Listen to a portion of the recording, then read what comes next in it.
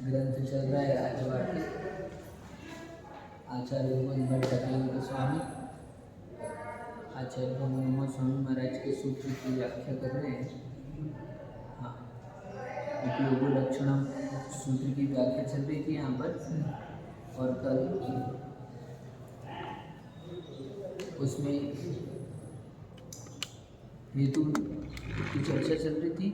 अप्रत्यक्ष प्रत्यक्ष की बात बता रहे थे, तो आत्मा का अभाव सिद्ध करने की चल रहा है। वो कह रहे हैं कि आत्मा ही नहीं है तो उपयोग कैसे है। तो आत्मा के सद्भाव के लिए यहाँ पर कल बात चली। यदि प्रत्यक्ष नहीं है तो आप परोक्ष केवली के तो प्रत्यक्ष हैं, हमने बताया, ठीक है ना। और मना परे ज्ञानी अवधि ज्ञानी के भी अशुद्ध आत्मा प्रत्यक्ष है, ऐसा बताया। और फिर ऐसा कहा कि आप जो अप्रत्यक्षपना मानते हो वो प्रसज्य है कि पर्युदास है। ये इस पर चर्चा चल रही है, इसी को अपन फिर से पढ़ते हैं आगे। यहाँ से प्रत्यक्ष नहीं होने के कारण अप्रत्यक्ष है। इस प्रकार अप्रत्यक्ष का अर्थ प्रसज्य प्रतिबंध है कि प्रत्यक्ष से अन्य अप्रत्यक्ष है, यह पर्युदास अर्थ है। यानी प्रत्यक्ष नहीं होने के कारण अप्रत्यक्ष है, ऐसा यदि आप कहते हो तो इसका जो अर्थ है वो पर्युदास है कि प्रसज्य है ना। पर्युदास कल बताया था, यानी भावांतर वो पर्युदास होता है। और तुच्छा भाव, ठीक, जैसे कि दीपक है, दीपक जल रहा है तो दीपक का अभाव हो गया। दीपक का अभाव हो गया इसका मतलब क्या, ये पर्युदास, वो प्रकाश था वो अंधकार रूप परिणमन हो गया, ना कि तुच्छा अभाव हो गया। प्रकाश का अभाव में अंधकार। हाँ, तो प्रकाश जो है इस रूप अभाव देखना, यानी कि सर्वथा ऐसा नहीं होता कोई चीज़ है और पूरी तरह गायब ही हो जाए, नष्ट हो जाए, है ना। तो वो तुच्छा भाव, वो प्रसज्य भाव कहलाता है। तो यहाँ पर अप्रत्यक्ष की चर्चा में आप जो अप्रत्यक्षपना कहते हो तो पर्युदास है कि प्रसज्य है। तो पर्युदास इसमें हम आगे कहते हैं, अप्रत्यक्ष शब्द को यदि पर्युदास रूप लिया जाता है तो प्रत्यक्ष से भिन्न अप्रत्यक्ष वस्तुअंतर सिद्ध होता है। यदि आप प्रसज्य मानोगे तो अभी उसकी बात नहीं है, अभी पर्युदास मानते हो तो पर्युदास मानते हो तो जो प्रत्यक्ष है वो प्रत्यक्ष से भिन्न अप्रत्यक्ष हो गया। तो अप्रत्यक्ष होने पर भी वस्तु की तो सिद्धि हुई, यानी वस्तु अंतर है ना। यदि प्रसज्य प्रतिषेध प्रतिपक्ष लेते हैं तो प्रतिषेध्य का क्वचित सद्भाव सिद्ध होने पर ही प्रतिषेध किया जाता है। अतः कथनचित सत्ता सिद्ध होने से हेतु असिद्ध हो जाता है। और यदि किसका अभाव करोगे, जो वस्तु है उसी का अभाव करोगे ना, और वस्तु ही नहीं है तो उसका अभाव आप अभाव सिद्ध कैसे कर सकते हैं। और जो है नहीं उसका व्याख्यान कैसे करें। हाँ, उसका है नहीं तो उसके लिए चर्चा भी नहीं होगी। तो इसलिए यहाँ पर आपने जो हेतु दिया है वो कथनचित वस्तु की सत्ता सिद्ध हो रही है, ठीक। तो कथनचित सत्ता सिद्ध होने से हेतु असिद्ध है। इन्होंने हेतु क्या कह दिया, असिद्ध है। प्रतिषेध पक्ष लेते हैं तो प्रतिषेध का क्वचित सद्भाव सिद्ध होने से प्रतिषेध किया जाता है, ठीक है। प्रसज्य में कथनचित उसकी सत्ता सिद्ध होती है, ठीक। और प्रतिषेध पर्युदास में वस्तुअंतर की सिद्धि होती है। तथा असत खर विषाण आदि अप्रत्यक्ष है और विद्यमान ज्ञान आदि भी अप्रत्यक्ष है, ठीक। और आपने जो अप्रत्यक्ष हेतु दिया है वो हेतु क्या है, अनैकांतिक है। क्यों, क्योंकि खर विषाण आदि में भी जाता है और ज्ञान आदि में भी जाता है अप्रत्यक्षपना। हाँ, दोनों में अप्रत्यक्षपना होता है, एक जैसा है। इसलिए अप्रत्यक्ष हेतु अनैकांतिक भी है। अनेक में जाने से कोई चीज़ हमने कही है वो उसकी सिद्धि करे और दूसरे में भी वो गुण रहे। हमने कह दिया कि ये गोरे आदमी हैं, ये पाटनी जी, ठीक। तो गोरा पना इनका कहा तो गोरे आदमी तो और भी हैं, तो गोरापना जो इनने हमने इनका लक्षण दिया वो अनैकांतिक हो जाएगा, ठीक है। इस तरह से तो जो हेतु दे रहे हैं अप्रत्यक्ष पने के लिए यानी आत्मा की असिद्धि के लिए अप्रत्यक्षपना जो हेतु दिया है वो अनेकांतिक दोष से दूषित है। अव्याप्ति दोष। हाँ अव्याप्ति दोष। हाँ, अतिव्याप्ति। अतिव्याप्ति। अतिव्याप्ति यदि लक्षण बनाएंगे तो अतिव्याप्ति नाम से कहेंगे, और हेतु जब हेतु की चर्चा करेंगे तो वो अनेकांतिक हो जाएगा। अनेक में रहने वाला, जिस चीज की सिद्धि के लिए जो हेतु दिया गया है उसमें तो रहता ही है, और जो दूसरी बात है असिद्ध है उसमें भी रहता है, इसलिए वो अनेकांतिक। अनेकांतिक दोष हो गया, दोष हेतु का दोष हो गया। उसका लक्षण नहीं होता। असिद्ध विरुद्ध अनेकांतिक अकिंचित करा, ये 4 प्रकार के हेतु के दोष हैं हमारे। असिद्ध, विरुद्ध, अनेकांतिक और अकिंचित कर। तो यहाँ पर अभी 2 तरह से अपन ने बात कर ली। एक तो असिद्ध कह दिया पहला, ठीक है, किसी अपेक्षा से सत्ता सिद्ध हो रही है इसलिए आपने अप्रत्यक्ष कहा है तो असिद्ध हेतु हो गया, और दूसरा ये अनेकांतिक दोष हो गया आपके हेतु में। अब आगे चलते हैं। यदि ज्ञान को स्वप्रत्यक्ष और योगी प्रत्यक्ष होने से प्रत्यक्ष मानते हो तो आत्मा को भी स्वसंवेदन प्रत्यक्ष और योगी प्रत्यक्ष होने से प्रत्यक्ष मानने में क्या बाधा आती है?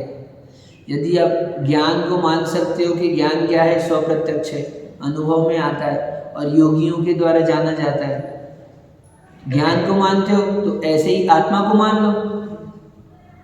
हम भी तो सबके लिए तो नहीं कह रहे प्रत्यक्ष आत्मा, विशेष के लिए कहा है तो आत्मा को ऐसा मान लो। और आत्मा स्वसंवेदन प्रत्यक्ष तो हर किसी के हैं, हर किसी को अपना अनुभव होता है, सुख दुख का अनुभव होता है कि नहीं होता, तो ये स्वसंवेदन प्रत्यक्ष से। तो इस तरह से यहाँ पर बात कही। अब यदि ऐसे भी ना माने तो अब दूसरी प्रकार से उत्तर यहाँ पर प्रारंभ करते हैं। अथवा जितने भी पदार्थ शब्द गोचर हैं वे सब विधि निषेधात्मक हैं। जो कोई भी पदार्थ शब्द के द्वारा कहे जाते हैं वो विधि और निषेधात्मक रूप होते हैं, सारे के सारे पदार्थ। क्योंकि वस्तु कैसी है, वस्तु सत असत रूप है, विधि निषेधात्मक है, अनेकांतिक है, अनेकांतात्मक है ना वस्तु। तो इसलिए जो शब्द के द्वारा आप पदार्थों का व्याख्यान कर रहे हैं वो पदार्थ विधि रूप भी है तो निषेध रूप भी है कहीं ना कहीं से, किसी कक्षा में। ठीक, आगे चलते हैं। तो विधि निषेधात्मक, कोई भी वस्तु सर्वथा निषेधगम्य नहीं होती। आत्मा शब्द गोचर है, शब्द के द्वारा आत्मा का वर्णन कर रहे हैं कि नहीं अपन, तो आत्मा शब्द गोचर है इसलिए आत्मा भी कैसी है, उभयात्मक है, विधि रूप भी है और निषेध रूप भी है। जैसे कुर्वक पुष्प लाल और श्वेत दोनों रंग का नहीं होता है। कुर्वक पुष्प है कोई मान लो, हाँ, तो वो ना लाल है ना सफ़ेद है, लेकिन रंग नहीं है ऐसा नहीं कह सकते। कोई ना कोई तो रंग है, वस्तु है तो कोई ना कोई। ये कौन सा कलर है, ये काला है, ठीक है, लाल नहीं है सफ़ेद नहीं, कोई ना कोई तो रंग है ना। मान लो आपको रंग नहीं पता है, ये कौन सा रंग है, बोले नहीं पता है, मान लो, तो कोई ना कोई तो रंग तो है, तो ऐसे कह रहे हैं। तो जैसे कुर्वक पुष्प लाल श्वेत दोनों रंग का नहीं होता तथापि वह वर्ण शून्य नहीं है, लाल और सफ़ेद भी नहीं है प्रतिसिद्धत्व होने से। ठीक, लाल नहीं है सफ़ेद नहीं है। इसी प्रकार पर चतुष्टय की अपेक्षा वस्तु में नास्तित्व होने पर भी स्वदृष्टि से उसका अस्तित्व सिद्ध ही है। इसी प्रकार से वस्तु का निषेध करने पर भी पर चतुष्टय की अपेक्षा से निषेध करते हैं, लेकिन स्व चतुष्टय की अपेक्षा से वस्तु है। अपन ने वो जो द्रव्य क्षेत्र काल भाव पढ़ा था उसमें वही चीज है यहाँ पर में तो नहीं है, स्व में ही होगा वो, उसमें ही अस्तित्व नास्तित्व दोनों धर्म होने पर भी पर की अपेक्षा से नास्तित्व। ठीक, कहा भी है कथनचित असत की भी उपलब्धि और अस्तित्व है तथा कथनचित सत की भी अनुपलब्धि और नास्तित्व है। जो सत है उसकी भी कथनचित अनुपलब्धि है और जो असत है उसकी भी कथनचित उपलब्धि है। सर्वथा असत सर्वथा सत वस्तु होती नहीं। क्या कोई भी वस्तु सर्वथा रूप से सत नहीं हो सकती और सर्वथा रूप से असत नहीं हो सकती। यदि सर्वथा सत की अस्थि और उपलब्धि है ऐसा मान लिया जाए तो घट की पटादी रूप से भी उपलब्धि होने के कारण से सभी पदार्थ सर्वात्मक हो जाएंगे। कल देखा था ये पेन है कि क्या है, बोलो। पेन है, क्या नहीं है? बाकी सब कुछ नहीं है। कुछ भी नहीं। हाँ, पेंसिल नहीं है। यदि आप सर्वथा सत्य बोलोगे तो इसमें पेंसिल नहीं है आप नहीं बोल सकते। ये माइक नहीं है, ये मोबाइल नहीं है, ये चश्मा नहीं है, कब बोल सकते हैं इसको? जब वो सब असत होंगे इसमें।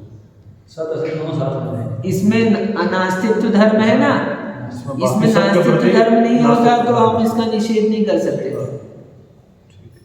ठीक है, तो इसलिए सर्वथा सत्य बोलोगे कि वस्तु है ही तो है ही, तो किताब भी आ जाएगी, सब चीज आएगा, सभी आ जाएंगे, अनंत वस्तुएं इसमें आ जाएगी। तो एक वस्तु क्या हो जाएगी? सर्वात्मक हो जाएगी। सर्वथा भाव कहेंगे, सद्भाव, सर्वथा भाव, सद्भाव, सद्भाव, सर्वथा सत, सद्भाव ही स्वीकार करेंगे तो सद्भाव का भी अभाव। सर्वथा ठीक, सही है।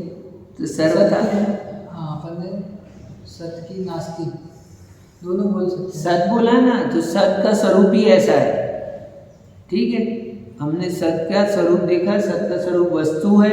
वस्तु कैसी है? सामान्य विशेषात्मक है और स्वद्रव्य की अपेक्षा से अस्थि है, परद्रव्य की अपेक्षा, पर चतुष्टय की अपेक्षा से नास्ति है। तो यहाँ पर सर्वथा सत कहेंगे तो वस्तु कैसी हो जाएगी? सर्वात्मक हो जाएगी। एक ही वस्तु, ये दिनेश भैया है ना, तो आप दिनेश भैया हो, आप अभिषेक तो नहीं हो। यदि आप बोलेंगे सर्वथा दिनेश भैया है, सर्वथा है, तो सभी इसमें आ जाएंगे। आप ही सुरेश हो जाओगे, आप ही महेश हो जाओगे, आप ही गणेश हो जाओगे, सब आप हो जाओगे। ऐसा तो सर्वथा असत की अनुपलब्धि और नास्तित्व नहीं है, क्योंकि असत की भी सर्वथा अनुपलब्धि एवं नास्तित्व मान लेने पर पदार्थ वचन के अगोचर हो जाएगा। अब कहोगे वस्तु सर्वथा सत नहीं मानते, तो ठीक है, सर्वथा असत मान लो। तो सर्वथा असत है, इस बात को कहेंगे कैसे? शब्द के गोचर हो गई असत, तो शब्द के गोचर हो गई तो वस्तु हो गई, तो वो सर्वथा असत वस्तु को कहा भी नहीं जा सकता। कहोगे कैसे? तो ये संभव नहीं है। आपने कह दिया भैया क्या मेरा मौन है, कैसा कह दिया अभिषेक भैया? मौन है तो कह सकते हो क्या? नहीं कह सकते। तो मौन आपने कह दिया, इसका मतलब सर्वथा मौन नहीं है, कथनचित मौन है। मौन है बताने के लिए आपने कहा है तो मौन नहीं बचा ना। तो ऐसे ही असत है वस्तु, तो सर्वथा असत कहोगे तो उसको कह भी नहीं सकते कि असत है, कहोगे तो वो सत हो गई। आई बात समझ में क्या? तो उसी को कह रहे हैं, सर्वथा असत मान लोगे, नास्तित्व मान लोगे, पदार्थ वचन के अगोचर हो जाएंगे। अर्थात पदार्थ का अभाव हो जाने से वह शब्द का विषय ही नहीं हो सकेगा। शब्द का विषय क्या है? जो वस्तु है वही शब्द का विषय है, और ये वस्तु शब्द का विषय नहीं है। ये वस्तु शब्द का विषय नहीं है, तो वस्तु की सिद्धि हो जाएगी। ठीक है, तो चर्चा मात्र से ही वस्तु की सिद्धि सिद्ध होती है। हाँ ठीक है, जो कोई भी वस्तु शब्द की गोचर है वो अस्तित्ववान है, इसलिए शब्द के द्वारा कही जाती है। जो अस्तित्ववान है उसी का निषेध किया जा सकता है, अन्यथा निषेध नहीं किया जा सकता। चर्चा, हाँ, चर्चा जैसे फिर शब्दों में ही माना जाए या भाव रूप से भी अपन मान सकते हैं कि जो भाव में भी शब्द वस्तु आ रहे हैं उनका एग्जिस्टेंस है। हाँ, तो यहाँ शब्द के गोचर, शब्द की बात है, भाव की चर्चा नहीं। शब्द से कही जा रही है तो सत्य मानना पड़ेगा। ठीक है, और जो कोई भी वस्तु शब्द के द्वारा कही जाती है या शब्द के द्वारा आप जिसका निषेध करते हो, यहाँ पर बात चल रही निषेध करने की, मूल रूप से मूलभूत से बात चल रही है आत्मा के निषेध करने की, अप्रत्यक्ष होने के कारण से। ठीक है, तो शब्द के गोचर होने से आत्मा जो है वो वस्तु है ऐसी सिद्धि होती है। हम उसी से कर रहे हैं, शब्द से, कथन मात्र से। जो कुछ भी कहा जाता है किसका कथन करोगे? वस्तु का ही कथन कर सकते हो, अवस्तु का कथन नहीं कर सकते। ऐसी चीज का नाम बताओ जो नहीं हो। नहीं है तो बता ही सकते। चर्चा मात्र में सर। क्या दिनेश भैया, आपकी भिलाई में वैशाली नगर में तो मिल सकती है ऐसी चीज? हाँ, नहीं मिल सकती। बताओ, आप फैक्ट्री में बनाते रहते हो, कुछ कुछ नया नया करते रहते हो, तो ऐसी चीज बना के बताओ जो नहीं हो। बिना कोई सामग्री के बना के बताओ कोई चीज, तो आप वस्तु नहीं बनाओगे, लेकिन सामग्री तो उसके लिए चाहिए पड़ेगी, है ना? तो ऐसे ही सर्वथा असत है, उसका निषेध भी नहीं हो सकता है। तो आत्मा नहीं है हो गई आपको। तो ये काम नहीं हो सकता है। अतः नास्तित्व और अप्रत्यक्ष से शून्य जो वस्तु है वह अवस्तु हो जाती है, बस अवस्तु ही है। प्रत्यक्ष से शून्य है, नास्तित्व से शून्य है, तो वो अवस्तु है। क्योंकि वस्तु जो है अस्तित्व से युक्त है, तो नास्तित्व से भी युक्त है। नास्तित्व से शून्य करोगे तो अवस्तु हो जाएगी। एक का अभाव करोगे, अस्तित्व और नास्तित्व दोनों धर्म साथ में होते हैं, युगपत होते हैं। एक का भी अभाव करोगे तो वस्तु का अभाव होता है, क्योंकि वस्तु की सिद्धि ही, सत्ता ही उसके नास्तित्व अस्तित्व बने के कारण से होती है। ठीक, जब धर्म ही असिद्ध है तो अनुमान की सिद्धि कैसे हो सकती है?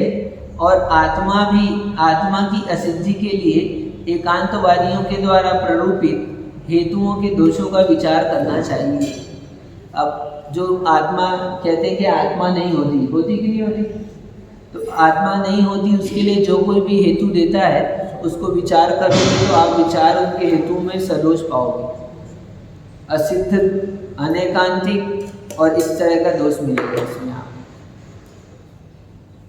तो यहाँ पर बात चली। अभी और इतना नहीं कहते हैं, अभी और आगे चलते हैं। अपनी चर्चा चल रही है उपयोगो लक्षणम, इस बात पर विचार कर रहे हैं। जीव का लक्षण उपयोग है, तो यहाँ पर जीव लक्ष्य है, उपयोग उसका लक्षण है। ठीक, अभी लक्ष्य का अभाव कर लक्षण का अभाव बताया था, और लक्षण का भी अभाव करके लक्ष्य का अभाव बता चुके हैं।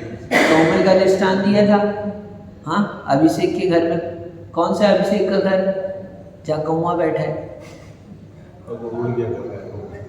है ना? तो ऐसी चर्चा पीछे आ चुकी है, तो अब और उसी को आगे करके चलते हैं। अब कहते हैं आगे, ग्रहण विज्ञान के असंभव और विफल दर्शन होने से ग्रहिति की सिद्धि होती है। क्या कह रहे हैं? ग्रहण विज्ञान के असंभव और विफल दर्शन होने से ग्रहिति की सिद्धि होती है। पूर्वकृत कर्म से रचित स्पर्श इंद्रिय आदि स्वभाव से जनित भेद वाली तथा स्पर्श रस गंध वर्ण एवं शब्द को ग्रहण करने वाली जो यह स्पर्शन रसना घ्राण चक्षु और कर्ण रूप 5 इंद्रियां हैं, उनमें जो सन्निकर्ष ज्ञान होता है वह असंभव विफल हो जाता है। अर्थात इंद्रिय और तत्जनित ज्ञानों में नहीं पाया जाने वाला जो मैं देखने वाला था वही चखने वाला हूँ, यह एकत्व विषयक फल सभी इंद्रियों द्वारों से जानने वाले तथा सभी ज्ञानों में परस्पर एक सूत्रता कायम रखने वाले ग्रहितात्म आत्मा का सद्भाव सिद्ध करता है। अब आत्मा की सद्भाव की सिद्धि कर रहे हैं। कैसे कर रहे हैं? इंद्रियों के द्वारा जो कुछ भी ज्ञान होता है, तो आपने पहले स्पर्श इंद्रिय से छूकर जाना, फिर रसना इंद्रिय से चखकर जाना, तो ये वही ज्ञान है जो पहले छूकर जान रहा था। थोड़ी देर पहले माइक की आवाज़ आ रही थी, आप सुन रहे थे, तो आप सुनते सुनते क्या बोले आपने कि अरे ये माइक की आवाज़ पहले सुन रहा था, और अभी आपको क्या लग रहा है? अभी आप मेरी आवाज़ सुन रहे हैं, माइक की सुनाई नहीं दे रही है। तो आप कर्ण इंद्रिय से माइक की आवाज़ सुन रहे थे और अभी आप मेरी तरफ देख रहे हो। देख रहे कि नहीं देख रहे? तो आपको ये वेदन हो रहा है कि नहीं कि मैं पहले सुन रहा था और अभी देख रहा हूँ? ये हो रहा है कि नहीं वेदन आपको? तो हम यही कह रहे हैं, पहले जो सुन रहा था वो अलग हो गया, अभी जो देख रहा है, इन दोनों में एकत्व रूप ज्ञान हो रहा है कि नहीं आपको? आप ही सुन रहे थे कि नहीं? आप ही देख रहे हो कि नहीं? तो ये जो एकत्व रूप ज्ञान है यही आत्मा की सिद्धि करता है। आई बात समझ में? क्या आप वही अभिषेक हो जो कल यहाँ पर श्रीफल चढ़ा रहे थे विधान के लिए, याद आया आपको? आप अभी यहाँ मेरे को सुन रहे हो, हाँ? आपको स्मरण आ रहा है कि नहीं? ज्ञान एक ही है कि नहीं? भिन्न इंद्रियों से हो रहा था लेकिन ज्ञान एक ही। हाँ, अब आपको स्मरण में आ रहा है। तो ये जो ज्ञान एकत्व रूप अनुभव में आ रहा है आपको, ये एकत्वपना ही आत्मा की सिद्धि करता है। जो ये ज्ञान का एकत्व है, हम इसी को आत्मा कहते हैं। यही आत्मा है। मतलब चख लिया, देख लिया, सब कर लिया, एक ही वस्तु को समझ रहे हैं, तो वो इंद्रिय का विषय तो अलग हो गया, लेकिन जो एक समझ रहा है वो आत्मा है। हाँ, वो सिद्ध हो रहा है। जो मैं ही सुन रहा था, मैं ही देख रहा हूँ, मैं ही चख रहा था, ऐसा आपको अंतरंग में महसूस हो रहा है कि नहीं हो रहा? अगर नहीं मानेंगे तो सब अलग। यदि नहीं मानोगे तो आपको कल का याद ही नहीं रह सकता। नहीं, मतलब दो रिलेट ही नहीं कर पाएंगे, कल का पांचों काय को अलग काम करेंगे। हर एक क्षण के पहले आप रिलेट नहीं कर पाओगे, आप मेरी बात सुन नहीं पाओगे।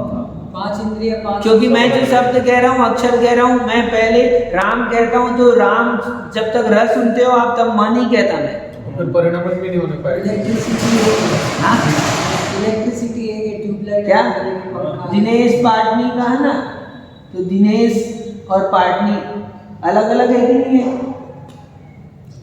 और जब इतना अलग आप देख रहे हैं तो वो आप दिनेश भी नहीं सुन पाओगे, क्योंकि द न श अलग अलग है, सब अलग समय में उच्चारण हो रहे हैं, तो सब भिन्न भिन्न हो जाएंगे। फिर परिणाम भी नहीं होने पाएगा। सभी का लोग सब ठीक। तो यहाँ पर वही कह रहे हैं बात, इसी को यहाँ पर कहा, क्या कहा कि ग्रहण विज्ञान के असंभव और विफल दर्शन होने से ग्रहिति की सिद्धि होती है। यानी हमको जो ग्रहण विज्ञान ग्रहण हो रहा है ये असंभव है क्या? ये असंभव नहीं है, इसका अनुभव में आ रहा है ना, दर्शन हो रहा है ना अपने को, तो इसलिए ये हमारी आत्मा की सिद्धि कर रहा है। ये जो ग्रहण कर रहे हैं अपन, इसका कोई ग्रहण करने वाला है? उसके बिना संभव नहीं। आई बात समझ में? ग्रहण विज्ञान, हर समय में जो ज्ञान ग्रहण हो रहा है तो कोई इस ग्रहण को धारण करने वाला ग्रहित ही होना चाहिए।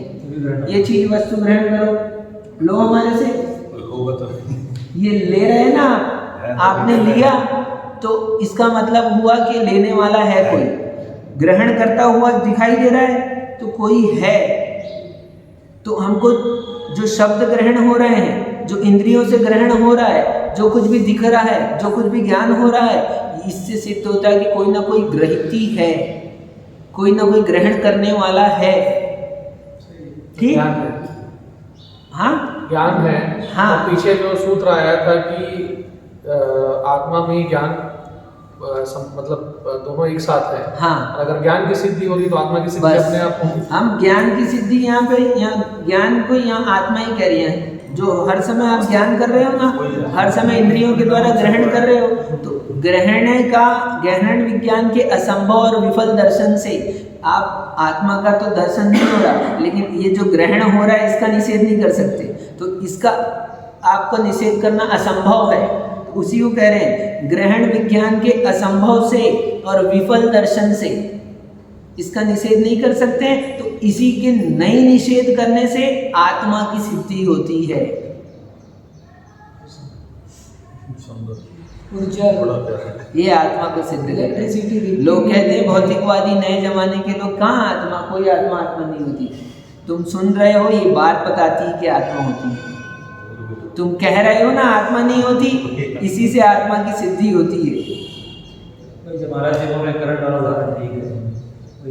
करंट, लाइट जली कैसे? हाँ। करंट था तो भले नहीं दिख रहा है।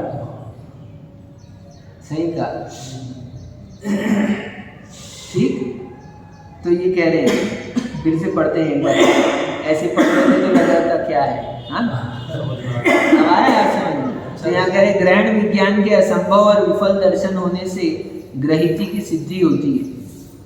पूर्वकृत कर्म से रचित स्पर्शन इंद्रिय आदि स्वभाव से जनित भेद वाली तथा स्पर्श रस गंध वर्ण एवं शब्द को ग्रहण करने वाली इंद्रियां है ना, और इंद्रियों के द्वारा ग्रहण कर रहे हैं।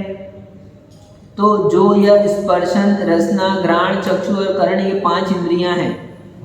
इंद्रियां तो है, इंद्रियां तो दिख रही है आपको, इंद्रियां तो स्वीकारते हो, तो इंद्रियां हैं, उनमें जो सन्निकर्ष ज्ञान होता है वह असंभव विफल हो जाता है।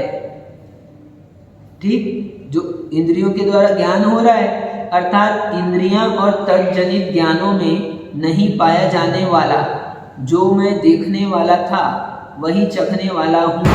यह एकत्व विषयक फल सभी इंद्रिय द्वारों से जानने वाले तथा सभी ज्ञानों में परस्पर एक सूत्रता कायम रखने वाले ग्रहिता आत्मा का सद्भाव सिद्ध करता है।